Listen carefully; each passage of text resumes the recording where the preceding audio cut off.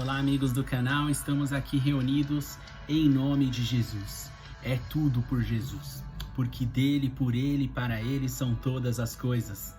Estamos aqui para mais um episódio da série Princípio do Fim. Hoje nós vamos dar continuidade à teoria do intervalo, onde nós vamos aprender um pouco mais sobre o versículo 2 de Gênesis. No último vídeo nós explanamos o versículo 1. E como o verbo nos ensinava que somente Deus poderia fazer algo a partir do nada, construir algo, criar algo, criar principalmente do nada, só Deus é capaz de fazer isso. Não há outro que pode fazer algo a partir do nada. O ser humano tem o poder da transformação. Então nós podemos transformar algo que está ali, que já existe, e nós podemos transformar, por exemplo, esculpir uma pedra. Você pega uma pedra que tem um formato redondo e você consegue esculpir um rosto nela. Deus deu esse dom, Deus deu esse talento a muitas pessoas que têm esse dom artístico de trazer essa forma às coisas. E existem muitas e muitas coisas que o ser humano consegue dar essa continuidade e trazer a forma a algo que não tem forma. Então isso nós discutimos no último vídeo. Hoje nós vamos falar sobre a questão de um outro verbo que diz aqui se a terra era sem forma e vazia, se ela estava sem forma e vazia, ou se ela ficou sem forma, ela tornou-se sem forma e vazia. Esse é algo muito discutível, muita gente discute isso e nós vamos discutir aqui também um pouquinho. Eu tenho certeza que você vai gostar muito disso. Você vai gostar muito do que nós vamos trazer aqui hoje. Antes de iniciarmos, eu quero fazer os pedidos de sempre, que você clique aí no like para que nossa mensagem seja impulsionada. Inscreva-se no nosso canal clicando aí no sininho na opção todas, e toda vez que postarmos um vídeo novo, Deus vai impactar a sua vida, Deus vai impactar a sua mente, transformar o seu coração, mudar a sua carreira, mudar a sua vida, mudar o trajeto que você segue, pois Ele é capaz de fazer isso, porque é o nosso Deus. Ok? Então vamos lá, Gênesis capítulo 1, versículo 2, vamos ler aqui novamente juntos. Era a terra sem forma e vazia, trevas cobriam a face do abismo, e o Espírito de Deus se movia sobre a face das águas. Aqui a palavra de Deus está dizendo a nós, a terra era sem forma e vazia na minha tradução. Trevas cobriam a face do abismo e o Espírito de Deus se movia sobre as águas. Então vamos começar aqui sobre era sem forma e vazia ou tornou-se sem forma e vazia. Existe uma grande discussão sobre isso. Nós temos essa discussão já há mais de 2000 anos, desde quando a Bíblia foi escrita, há 2000 anos praticamente, desde quando a Bíblia foi escrita, nós temos essa discussão se ela era ou tornou-se. Por que disso? Porque existe um outro texto bíblico lá em Apocalipse. Nós estamos aqui no começo da Bíblia, em Gênesis, e eu quero ler um outro texto bíblico que está lá em Apocalipse, capítulo 12, versículo 13 em diante. Quando o dragão foi lançado à terra, começou a perseguir a mulher, que dera à luz o menino. Foram dadas à mulher as duas asas da grande águia, para que ela pudesse voar para o lugar que lhe havia sido preparado no deserto, onde seria sustentada durante um tempo, tempos e meio tempo, fora do alcance da serpente.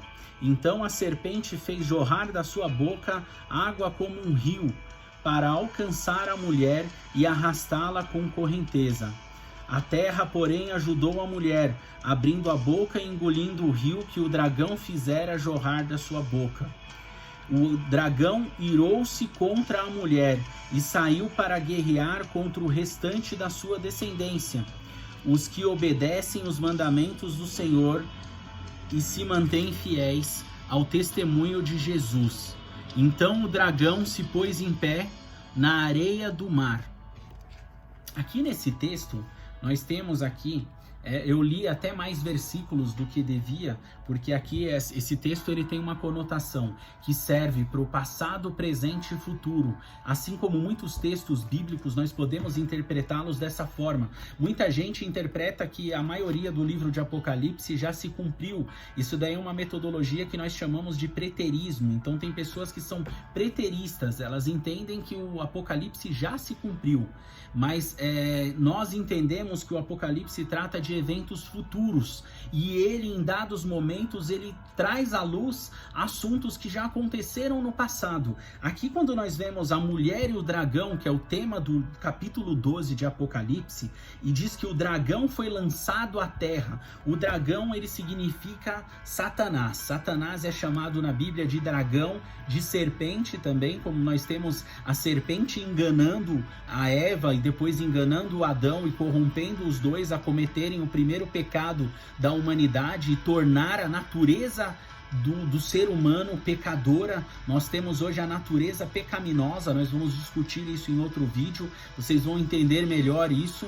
Então nós temos essa natureza hoje e a serpente nos enganou. Quando fala da serpente, quando fala do dragão na Bíblia, está se referindo diretamente a Satanás. Então esse texto fala, ele remete diretamente a Gênesis capítulo 1, versículo 2, quando diz que a terra era sem forma e vazia. O dragão foi lançado à terra. Então a teoria do gap, a teoria do intervalo diz, em certas interpretações ou certas linhas de raciocínio dessa teoria, eles trazem aí algo que eu vou falar em mais detalhes num outro vídeo, num próximo vídeo, né? Não no próximo vídeo, mas num dos vídeos que nós estamos falando sobre a teoria do intervalo. Eu vou falar também sobre o dilúvio de Lúcifer. Anota esse tema aí, que é algo que emplaca muito bem com a teoria do gap e muita gente utiliza como uma teoria só. E são teorias diferentes que se complementam aqui nessa linha de raciocínio da teoria do gap.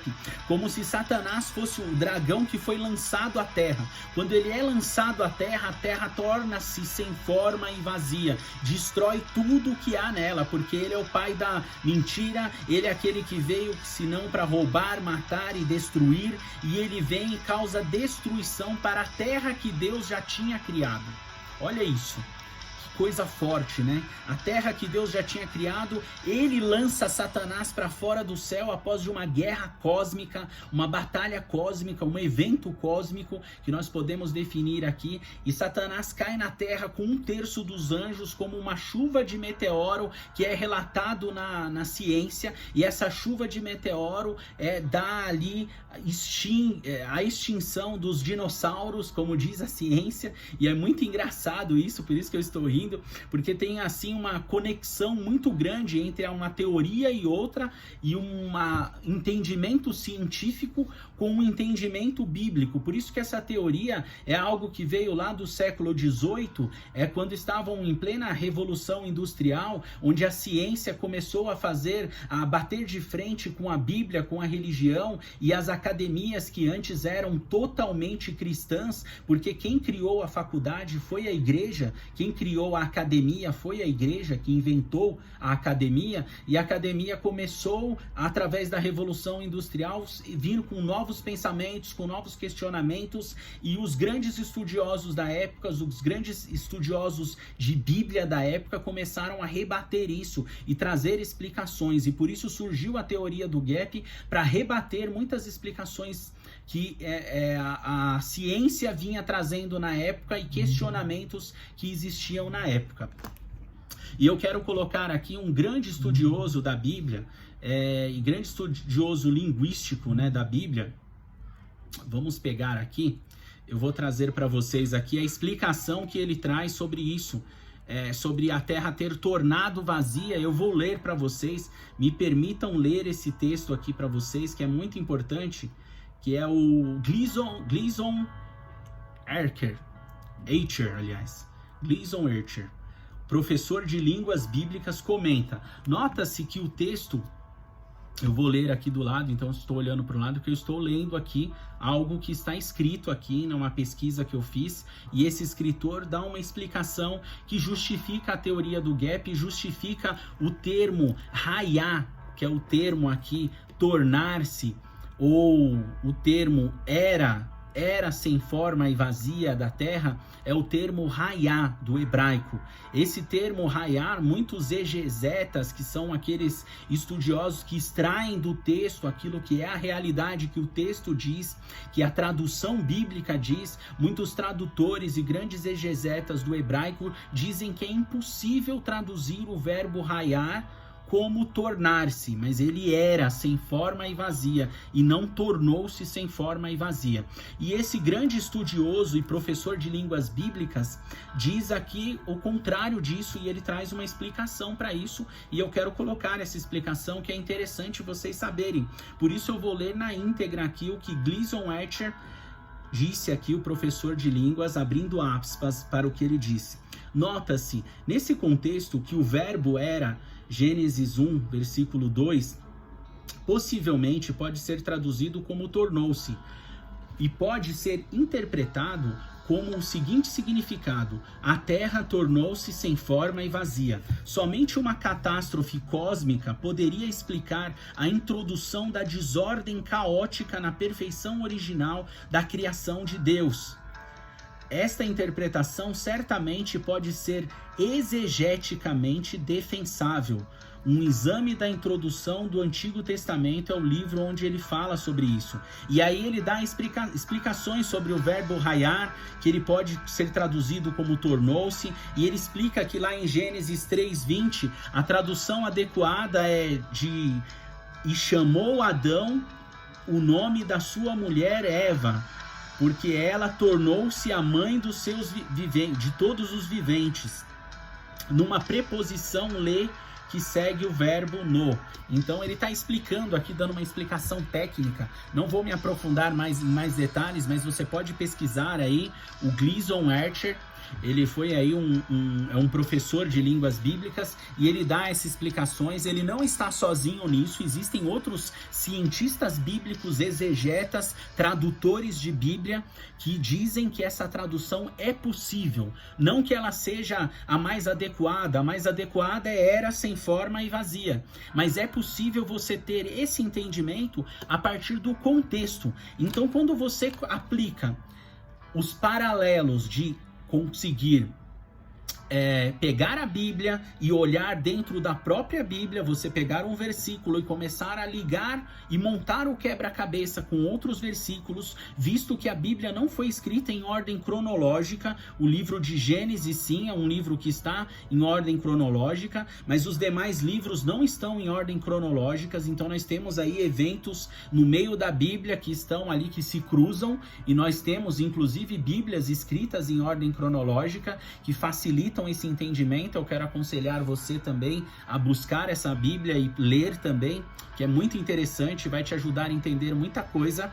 E aí nós temos todo esse conhecimento à nossa disposição hoje. Hoje, com a chuva de informação que nós temos que aproveitar isso para poder fazer sim esses paralelos.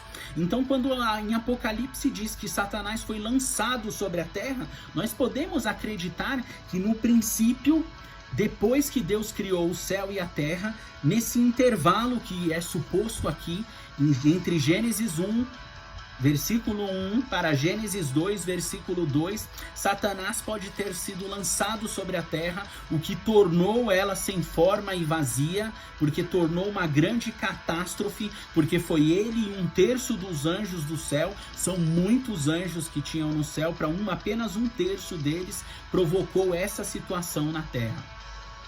Quando foram lançados de lá, expulsos de lá com o poder de Deus, o poder do próprio Deus causou esse impacto que poderia chegar e deixar a terra sem forma e vazia. E aí Deus viu que a situação dos próprios anjos que foram criados para adorar a Deus. Eu posso gravar um vídeo falando das funções dos anjos também, gravarei esse vídeo, não agora na teoria do gap, mas em outro momento.